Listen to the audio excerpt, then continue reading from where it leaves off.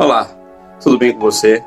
Queria compartilhar contigo um pouco da palavra de Deus, dessa feita fazendo uso do texto sagrado que se encontra em 2 Crônicas, capítulo número 36, versículos 11 até o versículo 16. Texto este que vai narrar a vida do rei Zedequias. Zedequias começou o seu reino quando tinha apenas 21 anos e reinou por apenas 11 anos. Esse tempo é um tempo pequeno para aqueles reis que eram levantados pelo Senhor para reinar ali em Jerusalém. Mas o texto vai nos mostrar por que o reinado de Zedequias foi um reino tão curto, apenas 11 anos, tendo em vista que tantos outros reinaram por muito mais tempo. Por exemplo, Davi teve um reino prolongado por quase 40 anos, da mesma sorte Salomão.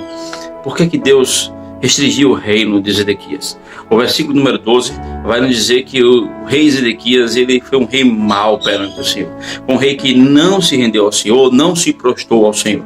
O versículo número 13 vai dizer que ele não apenas foi um rei mau, não se rendendo ao Senhor, como foi um rei que influenciou de forma negativa todos os sacerdotes, a ponto de todos os sacerdotes não só concordarem com ele, mas também praticarem as coisas que os ímpios faziam.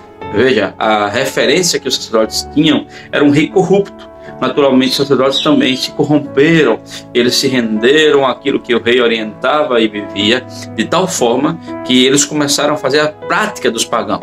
Aquilo que os pagãos faziam para adorar os seus deuses, eles também estavam introduzindo no reino de Jerusalém, no reino de Judá, através desse rei Zedequias, e estava também praticando, por exemplo, sacrificando seus filhos. Jeremias vai dizer que eles sacrificavam seus filhos, assim como faziam ao Deus pagão, os gentios ao Deus Maloque. O texto vai nos dizer também ainda que o rei Zedequias foi um rei que não se curvou diante da palavra do Senhor, que dizia para ele se render a Nabucodonosor. Ao contrário, em vez de se curvar de Nabucodonosor, ele quis afrontá-lo, de tal forma que Nabucodonosor foi um opressor para ele.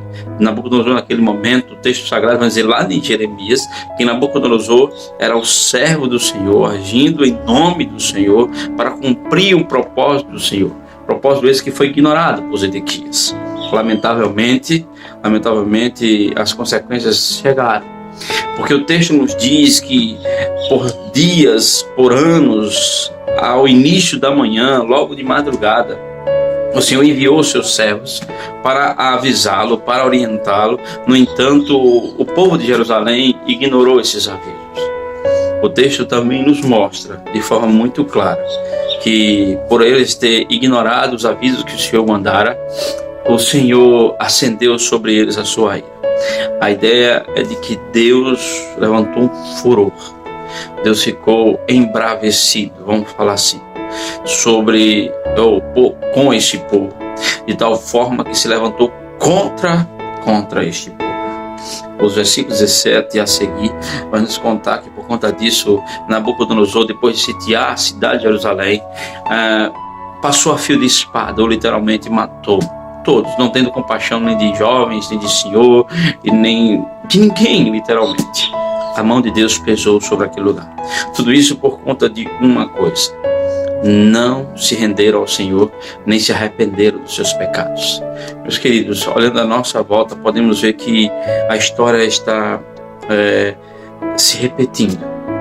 Os nossos reinos não se rendem ao Senhor. Os nossos governantes não se rendem ao Senhor. Os nossos sacerdotes, a nossa liderança cristã, evangélica, não se rendem ao Senhor. O que nós temos hoje na mídia, de forma geral, não são sacerdotes rendidos ao Senhor, mas são sacerdotes usando do povo para se favorecer e fazer com que o povo façam práticas pagãs, onde as pessoas têm sacrificado de fato a própria vida para poder servir a um Deus que não é o nosso Deus. Só existe um jeito dessa história mudar.